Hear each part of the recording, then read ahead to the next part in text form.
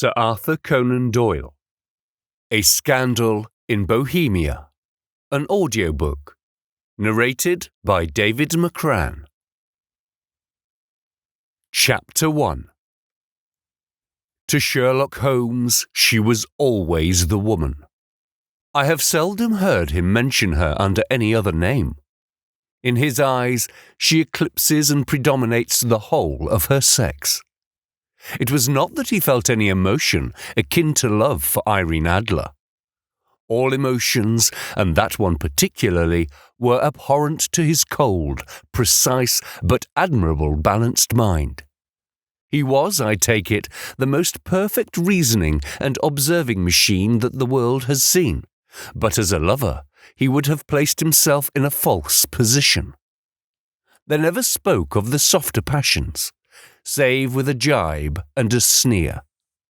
They were admirable things for the observer, excellent for drawing the veil from men's motives and actions. But for the trained reasoner to admit such intrusions into his own delicate and finely adjusted temperament was to introduce a distracting factor which might throw a doubt upon all his mental results. Grit in a sensitive instrument, or a crack in one of his own high-power lenses, would not be more disturbing than a strong emotion in a nature such as his. And yet there was but one woman to him, and that woman was the late Irene Adler of dubious and questionable memory. I had seen little of Holmes lately. My marriage had drifted us away from each other. My own complete happiness and the home-centred interests which rise up around the man who first finds himself master of his own establishment was sufficient to absorb all my attention, while Holmes, who loathed every form of society with his whole Bohemian soul, remained in our lodgings in Baker Street, buried among his old books, and alternating from week to week between cocaine and ambition, the drowsiness of the drug and the fierce energy of his own keen nature. He was still, as ever, deeply attracted by the study of crime, and occupied his immense faculties and extraordinary powers of observation in following out those clues and clearing up those mysteries which had been abandoned as hopeless by the official police. From time to time, I heard some vague account of his doings, of his summons to Odessa, in the case of the Trepoff murder, of his clearing up of the singular tragedy of the Atkinson brothers at Trincomalee, and finally of the mission which he had accomplished so delicately and successfully for the reigning family of Holland. Beyond these signs of his activity, however, which I merely shared with all the readers of the daily press, I knew little of my former friend and companion. One night, it was on the 20th of March, 1888, I was returning from a journey to a patient, for I had now returned to civil practice, when my way led me through Baker Street. As I passed the well-remembered door, which must always be associated in my mind with my wooing and with the dark incidents of the Study in Scarlet, I was seized by a keen desire to see Holmes again, and to know how he was employing his extraordinary powers. His rooms were brilliantly lit, and, even as I looked up, I saw his tall, spare figure pass twice in a dark silhouette against the blind.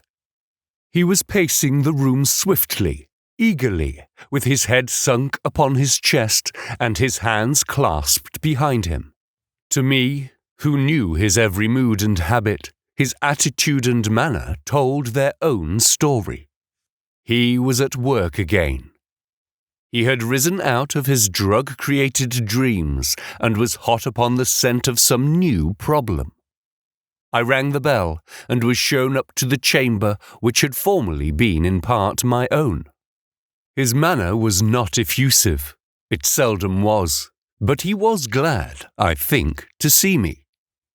With hardly a word spoken, but with a kindly eye, he waved me to an armchair, threw across his case of cigars, and indicated a spirit case and a gasogene in the corner.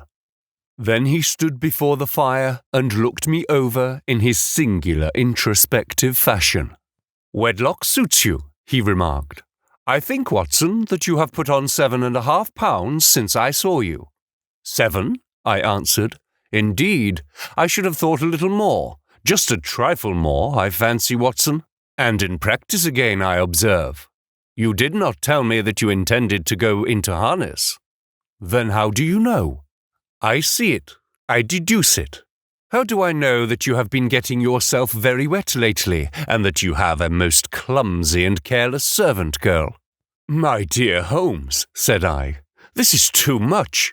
You would certainly have been burned had you lived a few centuries ago. It is true that I had a country walk on Thursday, and came home in a dreadful mess. But as I have changed my clothes, I can't imagine how you deduce it. As to Mary Jane, she is incorrigible, and my wife has given her notice. But there again, I fail to see how you work it out." He chuckled to himself and rubbed his long, nervous hands together.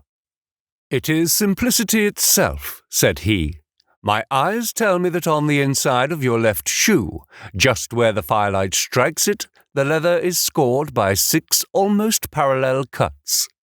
Obviously, they have been caused by someone who has very carelessly scraped round the edges of the sole in order to remove crusted mud from it. Hence, you see, my double deduction that you had been out in vile weather, and that you had a particularly malignant boot-slitting specimen of the London slavey. As to your practice, if a gentleman walks into my room smelling of iodoform, with a black mark of nitrate of silver upon his right forefinger and a bulge on the right side of his top hat, to show where he had secreted his stethoscope, I must be dull indeed if I do not pronounce him to be an active member of the medical profession." I could not help laughing at the ease with which he explained his process of deduction. "When I hear you give your reasons," I remarked, "the thing always appears to me to be so ridiculously simple that I could easily do it myself, though at each successive instance of your reasoning I am baffled until you explain your process, and yet I believe that my eyes are as good as yours." "Quite so," he answered, lighting a cigarette and throwing himself down into an armchair. "You see, but you do not observe. The distinction is clear. For example, you have frequently seen the steps which lead up from the hall to this room." "Frequently? How often?" "Well, some hundreds of times." "Then how many are there?" "How many? I don't know." "Quite so. You have not observed, and yet you have seen. That is just my point. Now, I know there are 17 steps, because I have both seen and observed. By the way, since you are interested in these little problems, and since you are good enough to chronicle 1 or 2 of my trifling experiences, you may be interested in this." He threw over a sheet of thick pink-tinted notepaper which had been lying open upon the table. "It came by the last post," said he. "Read it aloud." The note was undated and without either signature or address. "There will be a call upon you tonight at 7:45, it said. "A gentleman who desires to consult you upon a matter of the very deepest moment. Your recent services to one of the royal houses of Europe have shown that you are one who may safely be trusted with matters which are of an importance which can hardly be exaggerated. This account of you we have from all quarters received. Be in your chamber then at that hour, and do not take it amiss if your visitor wears a mask." "This is indeed a mystery," I remarked. "What do you imagine that it means?" "I have no data yet. It is a capital mistake to theorize before one has data. Insensibly one begins to twist facts to suit theories instead of theories to suit facts. But the note itself, what do you deduce from it?" I carefully examined the writing and the paper upon which it was written. The man who wrote it was presumably well-to-do, I remarked, endeavouring to imitate my companion's processes. Such paper could not be bought under £0.50 a packet. It is peculiarly strong and stiff. Peculiar, that is the very word, said Holmes. It is not an English paper at all. Hold it up to the light.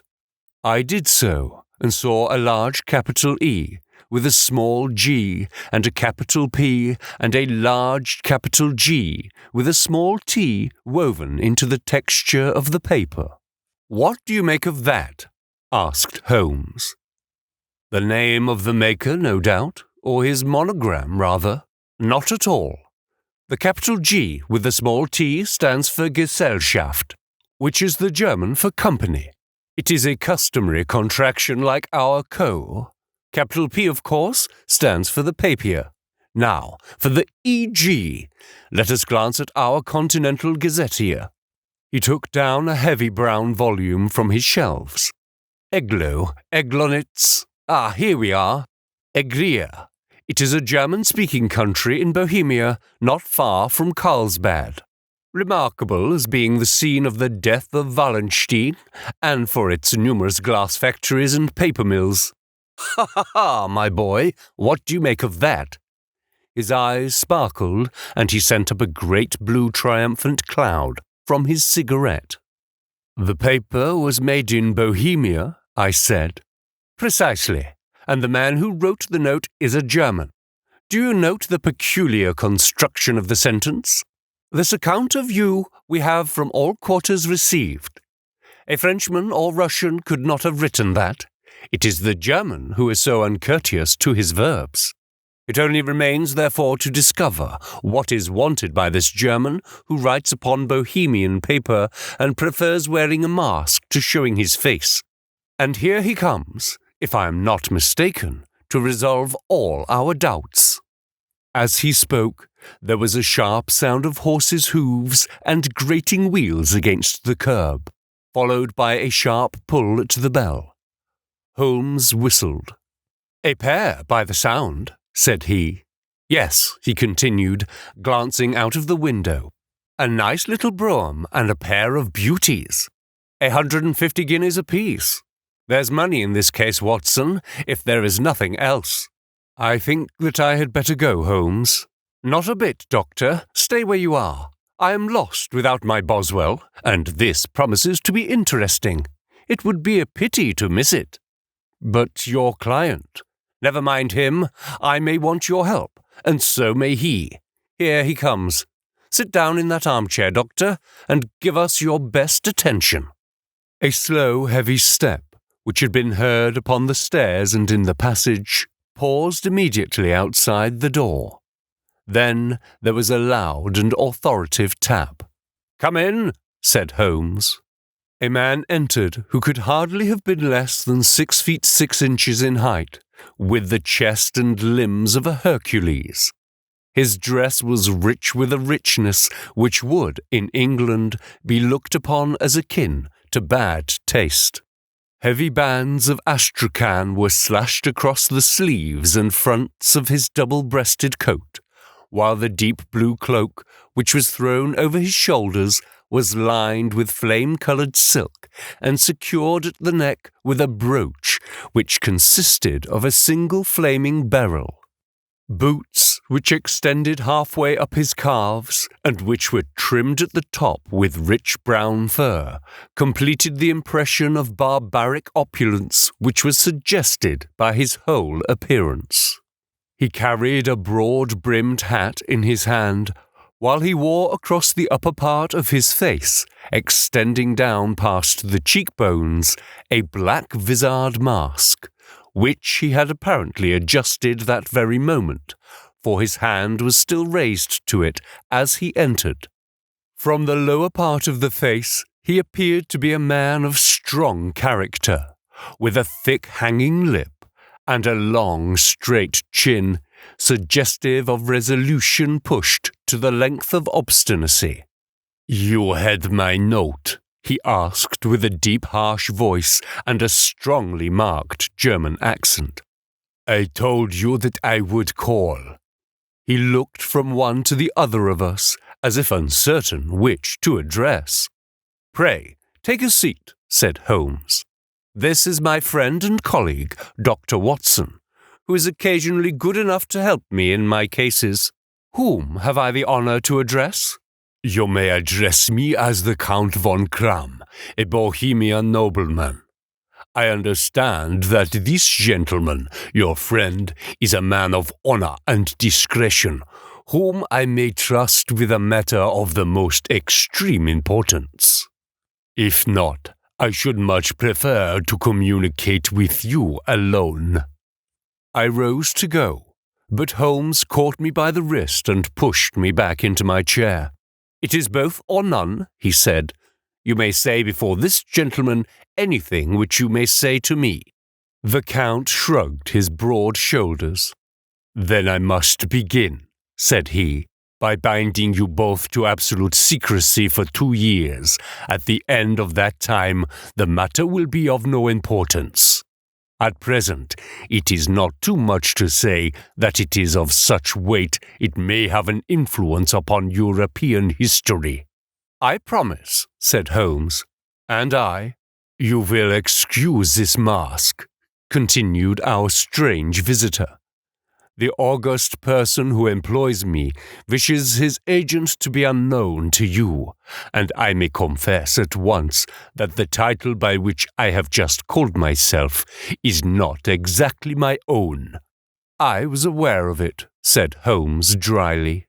The circumstances are of great delicacy, and every precaution has to be taken to quench what might grow to be an immense scandal and seriously compromise one of the reigning families of Europe. To speak plainly, the matter implicates the great house of Ormstein, hereditary kings of Bohemia. I was also aware of that, murmured Holmes, settling himself down in his armchair and closing his eyes.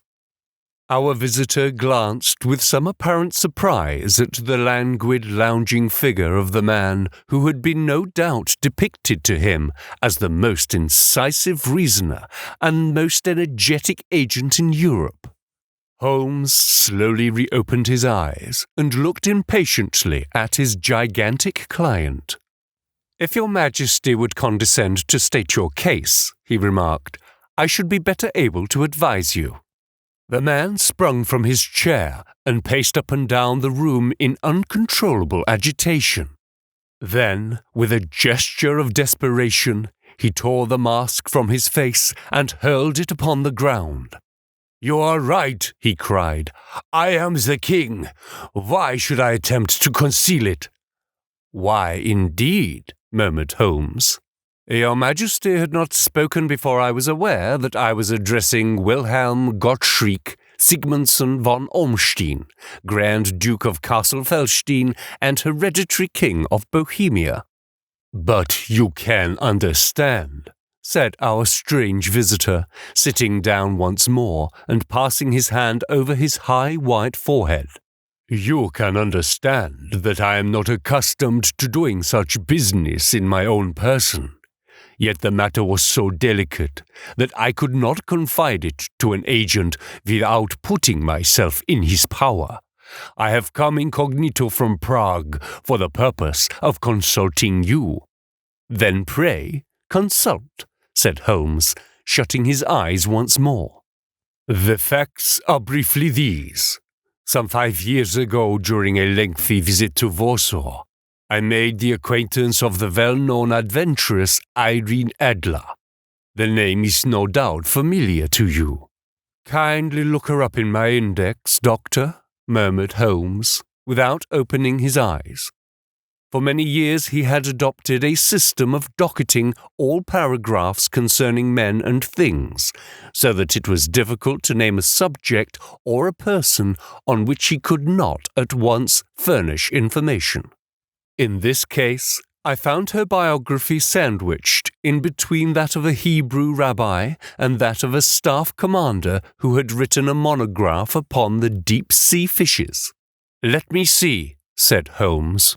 Born in New Jersey in the year 1858. Contralto. La Scala. Prima donna Imperial Opera of Warsaw. Yes. Retired from operatic stage. Living in London. Quite so.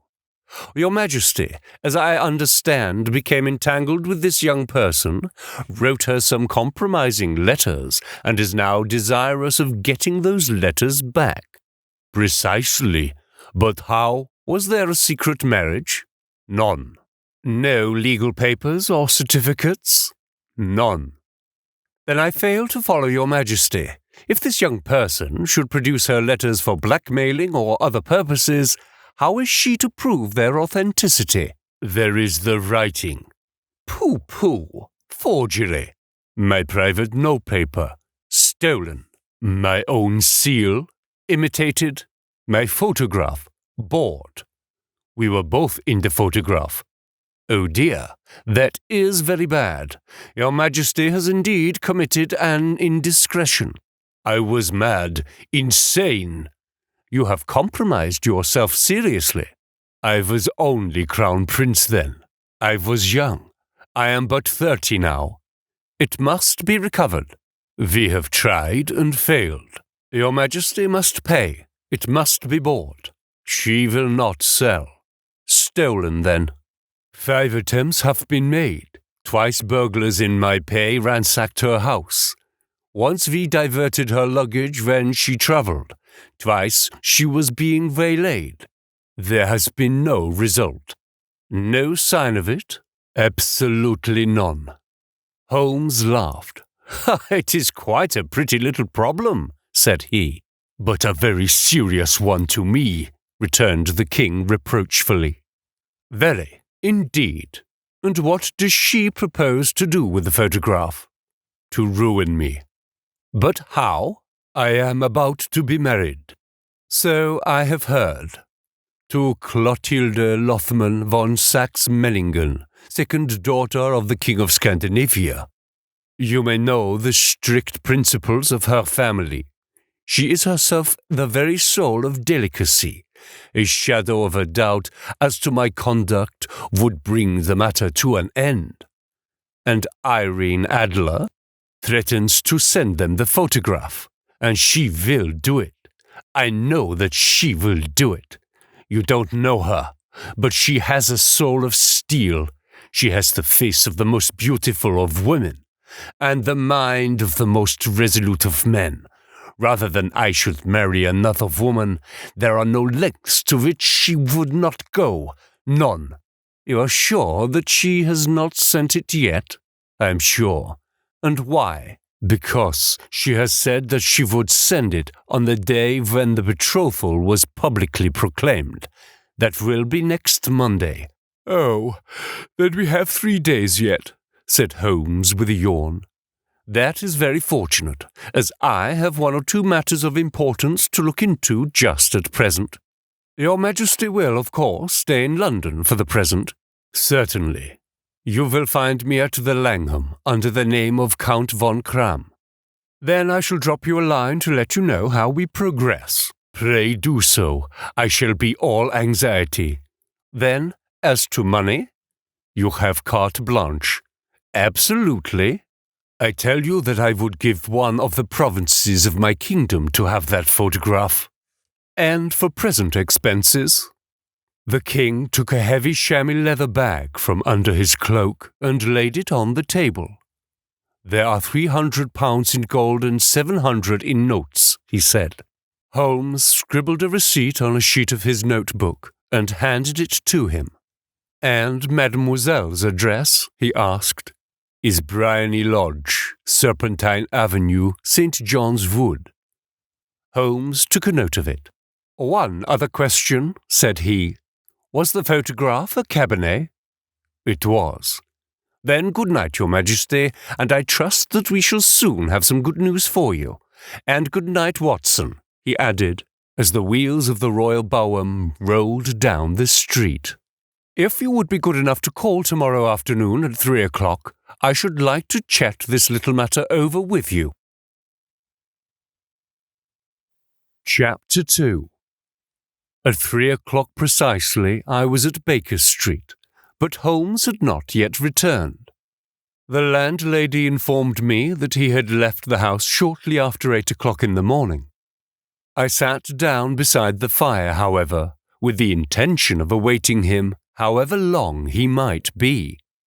I was already deeply interested in his inquiry, for though it was surrounded by none of the grim and strange features which were associated with the two crimes which I had already recorded, still the nature of the case and the exalted station of his client gave it a character of its own. Indeed, apart from the nature of the investigation which my friend had on hand, there was something in his masterly grasp of a situation and his keen, incisive reasoning which made it a pleasure to me to study his system of work and to follow the quick, subtle methods by which he disentangled the most inextricable mysteries. So accustomed was I to his invariable success that the very possibility of his failing had ceased to enter into my head. It was close upon 4 before the door opened, and a drunken-looking groom, ill-kempt and side-whiskered, with an inflamed face and disreputable clothes, walked into the room. Accustomed as I was to my friend's amazing powers in the usage of disguises, I had to look 3 times before I was certain that it was indeed he. With a nod, he vanished into the bedroom, whence he emerged in 5 minutes, tweed-suited and respectable as of old. Putting his hands in his pockets, he stretched out his legs in front of the fire and laughed heartily for some minutes. "Oh, well, really," he cried, and then he choked and laughed again until he was obliged to lie back, limp and helpless, in the chair. "What is it? It's quite too funny. I'm sure you could never guess how I employed my morning or what I ended by doing." "I can't imagine. I suppose that you have been watching the habits and perhaps the house of Miss Irene Adler." "Quite so. But the sequel was rather unusual. I will tell you, however. I left the house a little after 8 o'clock this morning in the character of a groom out of work. There is a wonderful sympathy and freemasonry among horsey men. Be one of them, and you will know all that there is to know. I soon found Briery Lodge. It is a bijou villa with a garden at the back, but built out in front right up to the road, 2 stories. Chubb lock to the door. Large sitting room on the right side, well furnished, with long windows almost to the floor, and those preposterous English window fasteners which a child could open. Behind there was nothing remarkable, save that the passage window could be reached from the top of the coach-house. I walked round it and examined it closely from every point of view, but without noting anything else of interest. I then lounged down the street and found, as I expected, that there was a mews in a lane which runs down by one wall of the garden.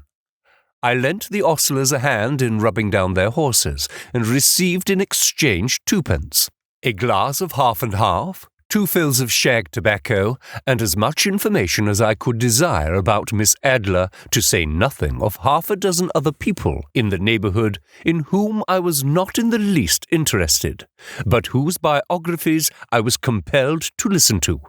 "And what of Irene Adler?" I asked.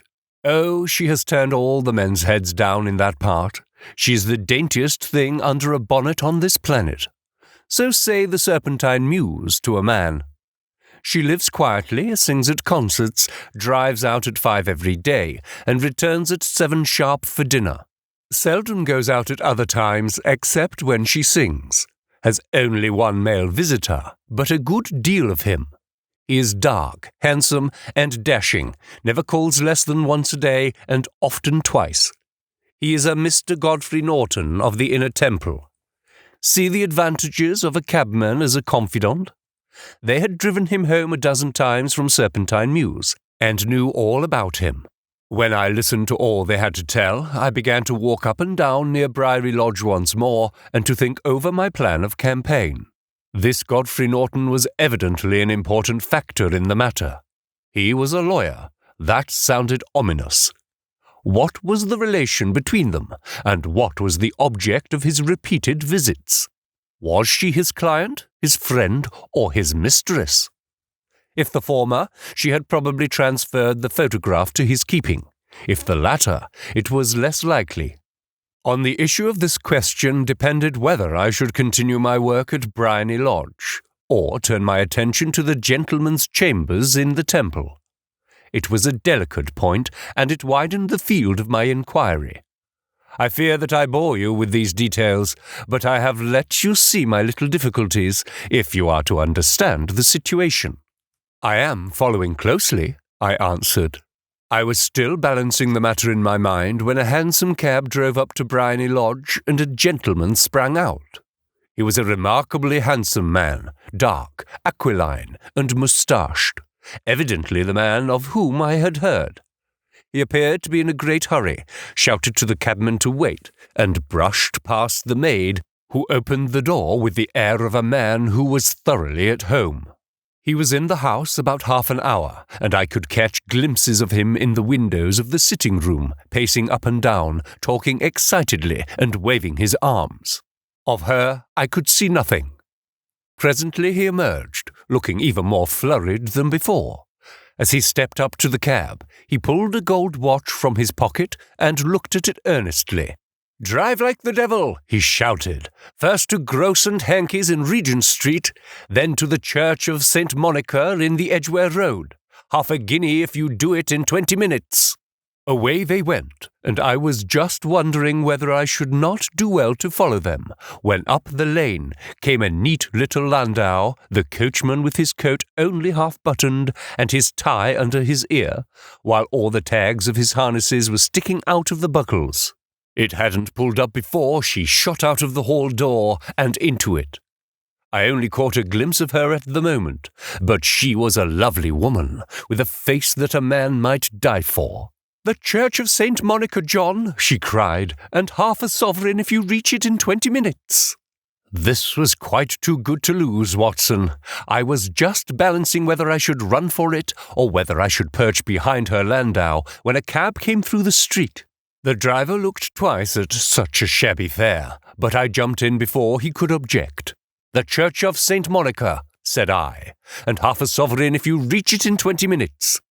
It was 25 minutes to 12, and of course it was clear enough what was in the wind. My cabby drove fast. I don't think I ever drove faster, but the others were there before us. The cab and the landau with their steaming horses were in front of the door when I arrived. I paid the man and hurried into the church. There was not a soul there save the two whom I had followed, and a suppliced clergyman who seemed to be expostulating with them. They were all three standing in a knot in front of the altar. I lounged up the side aisle like any other idler who has dropped into a church.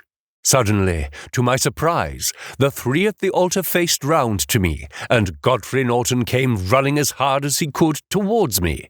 "Thank God," he cried. "You'll do. Come, come." "What then?" I asked. "Come, man, come. Only 3 minutes, or it won't be legal." I was dragged up to the altar, and before I knew where I was, I found myself mumbling responses, which were whispered in my ear, and vouching for things of which I knew nothing, and generally assisting in the secure tying up of Irene Adler, spinster, to Godfrey Norton, bachelor. It was all done in an instant, and there was the gentleman thanking me on one side and the lady on the other, while the clergyman beamed on me in front. It was the most preposterous position in which I ever found myself in my life, and it was the thought of it that started me laughing just now. It seems that there had been some informality about their license, that the clergyman absolutely refused to marry them without a witness of some sort, and that my lucky appearance saved the bridegroom from having to sally out into the streets in search of a best man. The bride gave me a sovereign, and I mean to wear it on my watch chain in memory of the occasion. "This is a very unexpected turn of affairs," said I. "And what then?" "Well, I found my plans very seriously menaced. It looked as if the pair might take an immediate departure, and so necessitate very prompt and energetic measures on my part. At the church door, however, they separated, he driving back to the temple, and she to her own house. "I shall drive out in the park at 5 as usual," she said as she left him. I heard no more. They drove away in different directions, and I went off to make my own arrangements. "Which are?" "Some cold beef and a glass of beer," he answered, ringing the bell. "I have been too busy to think of food, and I am likely to be busier still this evening. By the way, Doctor, I shall want your cooperation." "I shall be delighted."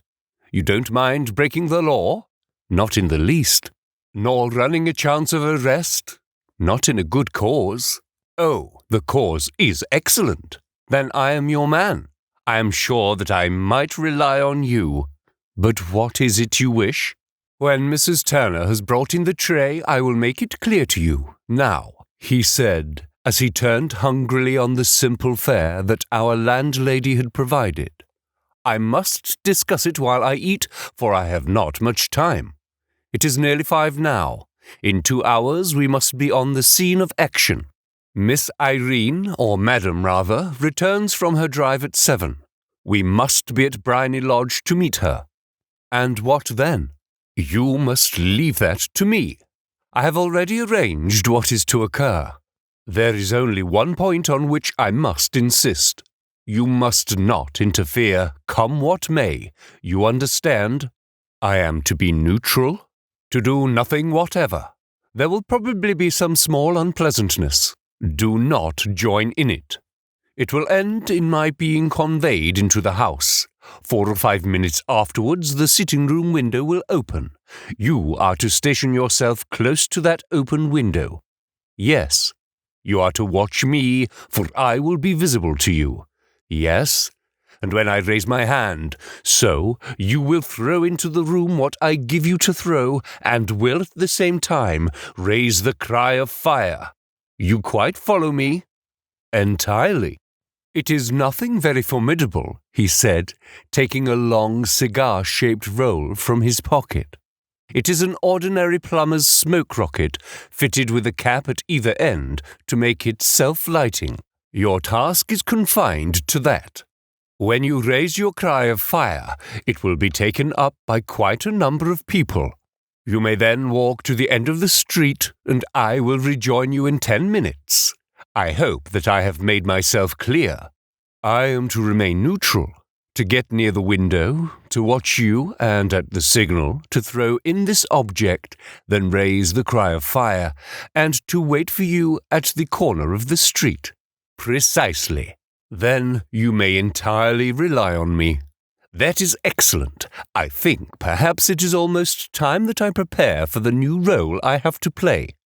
He disappeared into his bedroom and returned in a few minutes in the character of an amiable and simple-minded, nonconformist clergyman. His broad black hat, his baggy trousers, his white tie, his sympathetic smile, and general look of peering and benevolent curiosity were such as Mr. John Hare alone could have equalled. It was not merely that Holmes changed his costume. His expression, his manner, his very soul seemed to vary with every fresh part that he assumed. The stage lost a fine actor, even as science lost an acute reasoner when he became a specialist in crime.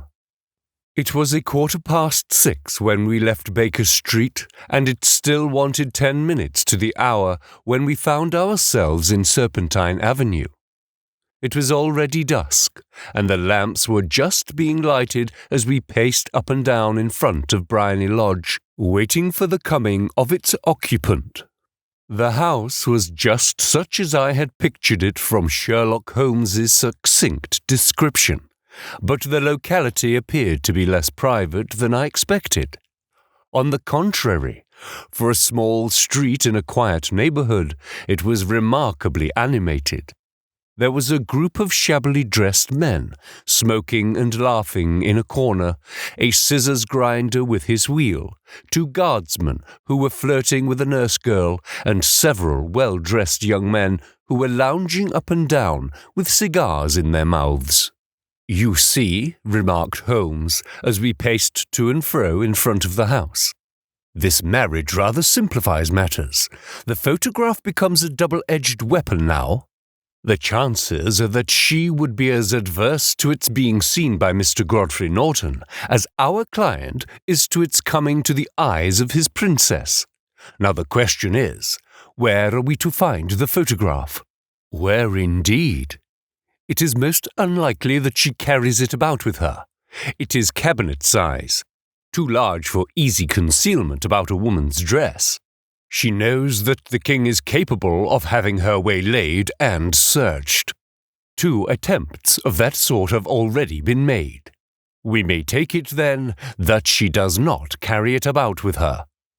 Where, then? Her bank or her lawyer? There is no double possibility. I am inclined to think neither. Women are naturally secretive, and they like to do their own secreting. Why should she hand it over to anyone else? She could trust her own guardianship, but she could not tell what indirect or political influence might be brought to bear upon a businessman. Besides, remember that she had resolved to use it within a few days. It must be where she can lay her hands upon it. It must be in her own house. But it has twice been burgled. Pshaw! They did not know how to look. But how will you look? I will not look. What then? I will get her to show me, but she will refuse. She will not be able to. But I hear the rumble of wheels. It is her carriage. Now carry out my orders to the letter." As he spoke, the gleam of the sidelights of a carriage came round the curve of the avenue. It was a smart little landau which rattled up to the door of Briony Lodge. As it pulled up, one of the loafing men at the corner dashed forward to open the door in the hope of earning a copper, but was elbowed away by another loafer who had rushed up with the same intention. A fierce quarrel broke out, which was increased by the 2 guardsmen who took sides with one of the loungers, and by the scissors grinder, who was equally hot upon the other side. A blow was struck, and in an instant the lady, who had stepped from her carriage, was the centre of a little knot of flushed and struggling men, who struck savagely at each other with their fists and sticks. Holmes dashed into the crowd to protect the lady, but, just as he reached her, he gave a cry and dropped to the ground, with the blood running freely down his face.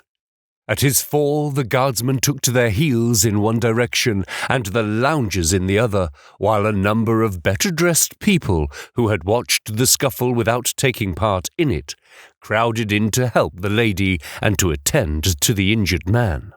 Irene Adler, as I will still call her, had hurried up the steps, but she stood at the top with her superb figure outlined against the lights of the hall, looking back into the street. "Is the poor gentleman much hurt?" she asked.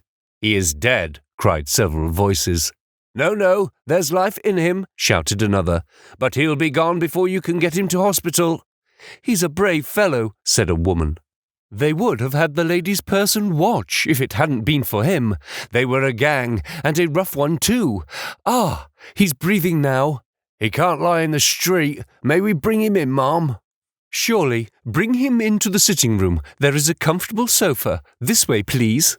Slowly and solemnly he was borne into Briony Lodge and laid out in the principal room, while I still observed the proceedings from my post by the window. The lamps had been lit, but the blinds had not been drawn, so that I could see Holmes as he lay upon the couch. I do not know whether he was seized with compunction at that moment for the part he was playing, but I know I never felt more heartily ashamed of myself in my life than when I saw the beautiful creature against whom I was conspiring, or the grace and kindliness with which she waited upon the injured man. And yet it would be the blackest treachery to Holmes to draw back now from the part which he had entrusted to me. I hardened my heart and took the smoke rocket from under my ulster. After all, I thought, We are not injuring her. We are but preventing her from injuring another." Holmes sat up upon the couch, and I saw him motion like a man who is in need of air. A maid rushed across and threw open the window. At the same instant, I saw him raise his hand, and at the signal, I tossed my rocket into the room with a cry of fire. The word was no sooner out of my mouth than the whole crowd of spectators, well-dressed and ill, gentlemen, ostlers, and servant maids, joined in a general shriek of fire. Thick clouds of smoke curled through the room and out of the window. I caught a glimpse of rushing figures, and a moment later the voice of Holmes from within, assuring them that it was a false alarm. Slipping through the shouting crowd, I made my way to the corner of the street, and in 10 minutes was rejoiced to find my friend's arm in mine and to get away from the scene of uproar. He walked swiftly and in silence for some few minutes until we had turned down one of the quiet streets which led towards the Edgware Road. "You did very nicely, Doctor," he remarked. "Nothing could have been better. It is all right. You have the photograph? I know where it is. And how did you find out? She showed me, as I told you she would. I'm still in the dark." "Oh, I do not wish to make a mystery," he said, laughing. "The matter was perfectly simple. You, of course, saw that everyone in the street was an accomplice. They were all engaged for the evening. I guessed as much. Then, when the row broke out, I had a little moist paint in the palm of my hand. I rushed forward, fell down, clapped my hand to my face, and became a piteous spectacle. It is an old trick. That also I could fathom. Then they carried me in. She was bound to have me in. What else could she do? And in the sitting-room, which was the very room which I suspected, it lay between that and her bedroom, and I was determined to see which. They laid me on a couch, I motioned for air, they were compelled to open the window, and you had your chance. How did that help you? It was all important. When a woman thinks that her house is on fire, her instinct is at once to rush to the thing which she values the most. It is a perfectly overpowering impulse, and I have more than once taken advantage of it. In the case of the Darlington substitutional scandal, it was of use to me, and also in the Arnsworth Castle business. A married woman grabs at her baby, an unmarried one reaches for her jewel box. Now it was clear to me that Our Lady of today had nothing in the house more precious to her than what we are in quest of. She would rush to secure it. The alarm of fire was admirably done. The smoke and shouting were enough to shake nerves of steel. She responded beautifully. The photograph is in a recess behind a sliding panel just above the right bell pull. She was there in an instant, and I caught a glimpse of it as she half drew it out. When I cried out that it was a false alarm, she replaced it, glanced at the rocket, rushed from the room, and I have not seen her since. I rose, and making my excuses, escaped from the house. I hesitated whether to attempt to secure the photograph at once, but the coachman had come in, and he was watching me narrowly. It seemed safer to wait. A little over-precipitance may ruin all. "And now?" I asked. "Our quest is practically finished. I shall call with the king tomorrow, and with you, if you care to come with us. We will be shown into the sitting-room to wait for the lady, but it is probable that when she comes, she may find neither us nor the photograph. It might be a satisfaction to His Majesty to regain it with his own hands." "And when will you call?" "At 8 in the morning. She will not be up, so that we shall have a clear field. Besides, we must be prompt, for this marriage may mean a complete change in her life and habits. I must wire to the king without delay." We had reached Baker Street and had stopped at the door. He was searching his pockets for the key when someone passing said, "Good night, Mr. Sherlock Holmes." There were several people on the pavement at the time, but the greeting appeared to come from a slim youth in an ulster who had hurried by. "I've heard that voice before," said Holmes, staring down the dimly lit street. "Now, I wonder who the deuce that could have been." Chapter 3. I slept at Baker Street that night, and we were engaged upon our toast and coffee in the morning when the King of Bohemia rushed into the room. "You have really got it?" he cried, grasping Sherlock Holmes by either shoulder and looking eagerly into his face. "Not yet." "But you have hopes." "I have hopes." "Then come, I am all impatient to be gone." "We must have a cab." "No, my brougham is waiting." "Then that will simplify matters."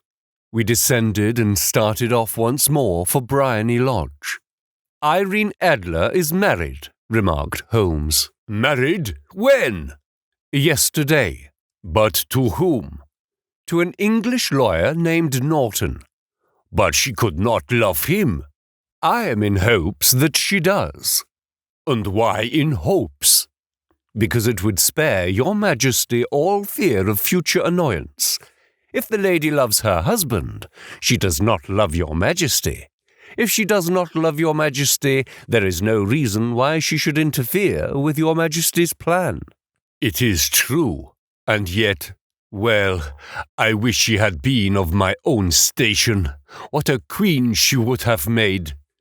He relapsed into a moody silence, which was not broken until we drew up in Serpentine Avenue.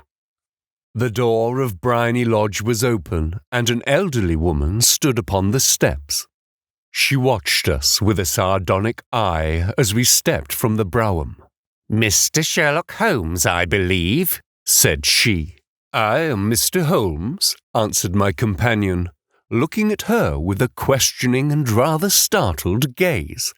"Indeed, my mistress told me that you were likely to call. She left this morning with her husband by the 5:15 train from Charing Cross for the Continent."